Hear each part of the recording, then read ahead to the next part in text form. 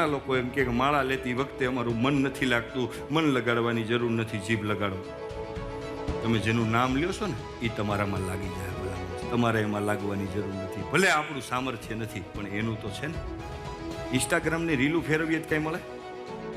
ખોટા વિડીયો ઘણા બધા જોઈ નાખીએ એમાં જ કંઈ મળે? અરે આનું એકવાર ટેસ્ટિંગ તો કરો. ભગવાનનું નામ લેવાનો એકવાર આટલી માણસ ભવ સાગર તરી જાઓ, એકવાર જુગાર રમી જવાના નામ. કદાચ એવું થાય નામ લેવામાં ભૂલ થાય, અરે ભલા માણસ ઉલટા નામ જપત જગ જાના, વાલ્મીકી ભય બ્રહ્મ સમાના. મરા મરા મરા મરા મરા મરા મરા મરા મરા મરા મરા મારા મરા મરા મરા રામ થઈ ગયું. બોલો વાલ્મીકી એનું સ્થાન કેવું બ્રહ્મ જેવું થઈ ગયું. એટલે કદાચ તમારા નામ લેવામાં મિસ્ટેક થાય, તમે તોતડા હોય, મૂંઝાવાનું નહીં, ભાવ લગાડો. આપણને આ બધી વસ્તુ થાય કે આપણે કરીએ છીએ પણ મેળ નથી પડતો. એનું કારણ છે કે ભગવાનનું નામ છે ને એ આયુર્વેદિક છે, એલોપેથિક નથી, આયુર્વેદિક છે. આયુર્વેદિકની અંદર એક શરત હોય કે આયુર્વેદિક ડૉક્ટર પાસે તમે જાઓ ને તો એ પહેલી વાત એ કરે કે તમને શું થાય, પેટમાં દુખે, ઓકે તો તમે ખાવા પીવામાં ધ્યાન રાખજો અને કોઈ ગરડો ખોરાક ખાતા નહીં. આ પરેજી તમારે રાખવી પડશે તો જ દર્દ દૂર થાય. પરેજી રાખવી પડે આયુર્વેદિકની અંદર, અને એ દર્દ દૂર થાય ને મૂળમાં જ થાય. એલોપેથિકમાં દર્દ દબાય, આયુર્વેદિક મૂળમાંથી કાઢી નાખે. એમ ભગવાનનું નામ લેવું હોય તો ઉપર પ્રભુપાદજીએ જે પરેજી રાખવાની કીધી, પરેજી સાથે નામ લેવું પડે. આ વિસ્તારવાર તમને કીધું. આ બધું જ્ઞાન છે, છતાંય આપણે અટવાયા છીએ. બરાબર, એનું એક કારણ છે વાંદરા અને મદારી પકડે ને એની પાસે એક ટ્રીક આવે. એક એવું પાત્ર મૂકે, મુઠ્ઠીથી થોડીક મોટું પાત્ર હોય, જે એ પાત્ર હોય એની અંદર ડાળિયા નાખે. વાંદરો જોવે ને સીધો હાથ નાખે, ડાળિયા હાથમાં આવે ને મૂકે નહીં.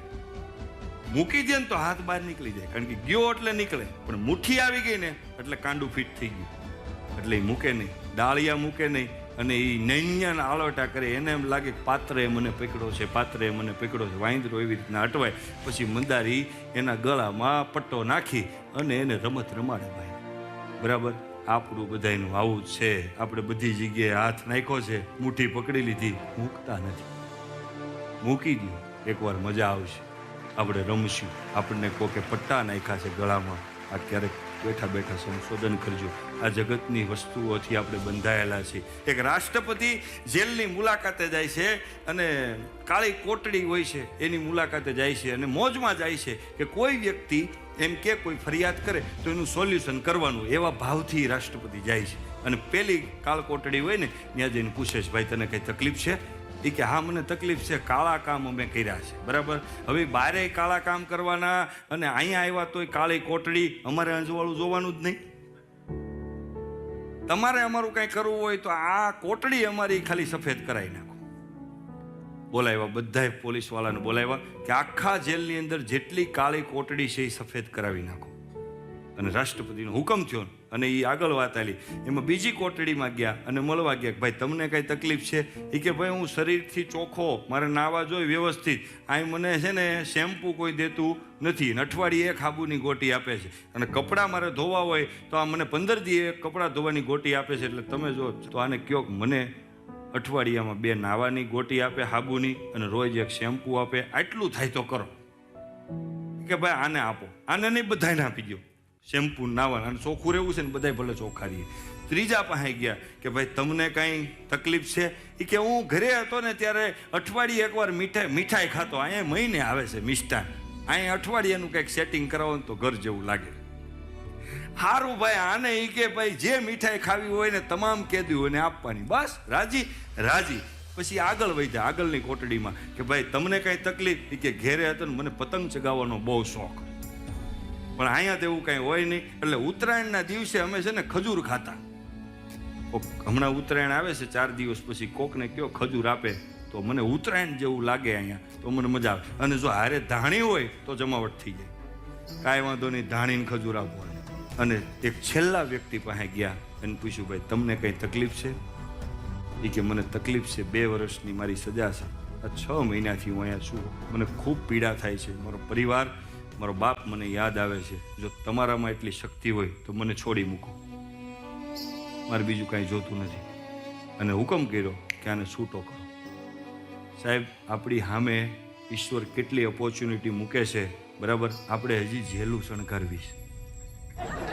આપણે છૂટવું નથી, આ નામ હાથમાં આવ્યું છે, બરાબર, પણ છૂટવું નથી. હજી આપણે ધાણીને ખજૂર ખાવા છે.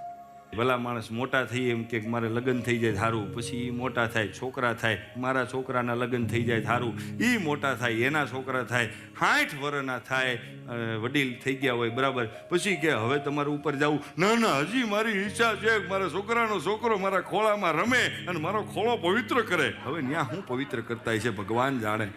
ઈચ્છાઓ ખૂટતી નથી ભલા માણસ. તો લિસ્ટ બનાવવાની જે વાત કરી, ધર્મ અર્થ કામ મોક્ષ, એનું એકવાર લિસ્ટ બનાવી નાખો ને દિલથી, હાલો કે મારા એટલી કામના ભોગવવાની, વાર્તા પૂરી થાય પછી બીજું લિસ્ટ ન આવવું જોઈએ. પણ લિસ્ટ આપણા ખૂટતા નથી ભલા માણસ. એવી જ રીતે રાજા છે ને, પોતાની જેલની મુલાકાતે ગયા હતા અને આખી જેલની અંદર એકને મળ્યા, ભાઈ તમને શું તકલીફ છે? એ કે મેં ગુનો કર્યો ને, આમ જો જનાબ મારી વાત સાંભળો, હું ગુનેગાર નથી, પણ મારે વકીલ નથી આવતો, મારી પાસે પૈસા નથી, મારો પરિવાર મળવો, હું નિર્દોષ છું, હું ગુનેગાર નથી. બરાબર, કાંઈ વાંધો નહીં, જવા દો. બીજાને મળ્યા, બીજાને વાત કરી, ભાઈ શું? એ કે મેં મારાથી ભૂલ થઈ ગઈ છે, પણ હું હકીકતે મારો ભાવ એવો નહોતો. આપણા સમાજમાં કઈ મારો ભાવ એવો નહોતો. ગામની પથારી ફેરવી નાખી. ભાવનું શું આવે? અરે ભાવનું આવે, હું રીત જોઈએ. અને રીત ક્યાં મળે? વિવેક બુદ્ધિથી મળે. વિવેક બુદ્ધિ ક્યારે જનરેટ થાય? સત્વ ગુણી તમે કર્મ કરો, એમાંથી એકાગ્રતા અને વિવેક બુદ્ધિ જનરેટ થાય. અને વિવેક બુદ્ધિ એટલે હું સાચું છે, હું ખોટું છે, એનું સેકન્ડમાં કૂતરાની જેમ નિર્ણય કરે. કૂતરો નિર્ણય કરે ને એમ, બરાબર. એટલે બીજાને મળ્યા એટલે કે હું નિર્દોષ છું. ત્રીજાને મળ્યા, હું નિર્દોષ છું. બધા આખી જેલને મળ્યા કે બધા કે હું નિર્દોષ છું. એમાં છેલ્લો જે એક માણસ હતો ને એને મળ્યા, ભાઈ તે શું ગુનો કર્યો? એ કે મેં ગુનો કર્યો છે.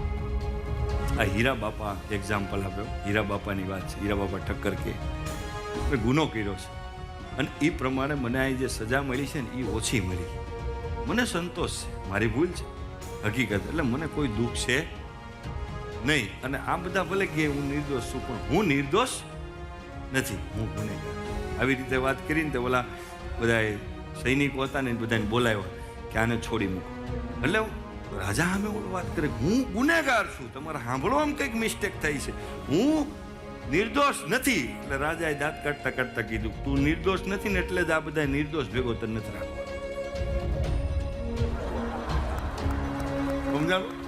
તું નિર્દોષ નથી ને એટલે આ બધા નિર્દોષ છે ને એને ભેગો તારે નહીં સેટ થાય. એટલે તું નીકળ. આને કહેવાય પાપ પોકારી લીધા. એક પ્રશ્નનો જવાબ છે, બહુ બધી ભૂતકાળમાં ભૂલ કરી હોય બરાબર, તો ઈશ્વર માફ કરે. 1000% સિક્કા સાથેની વાત છે. એકવાર દુનિયાભરની ભૂલ તમે કરી નાખી હોય, ગમે એટલી ભૂલ કરી નાખી, 2 આહુડા ઈશ્વરની સામે વહાવી દો અને ગેરંટી આપો કે આજ પછી આ ભૂલ બીજી વાર નહીં કરું. અને પસ્તાવો તમને થઈ જાય. એ પસ્તાવો જ રિયલ પસ્તાવો. આના પણ ઘણા પ્રમાણો છે. રિયલ પસ્તાવો, નાટક નહીં, એની સામે ખ્યાલ કરવાનો નહીં, રિયલ પસ્તાવો થઈ જાય. અરે દુનિયાની ગમે એવડી ભૂલ હોય, હલો મર્ડર કેમ નથી થઈ ગયું, ગમે એ ભૂલમાં બધું આવી ગયું, એકવાર તમે સામે બેસી ગયા અને પસ્તાવો તમારો રજૂ કરી દીધો, જ્ઞાન તમારું કર્મ બળી જાય. આ સાક્ષી શાસ્ત્ર આપે, બળી જાય. કોઈ એમ કે ને કર્મ બળે નહીં, બળી જાય, પણ તમારો પસ્તાવો આ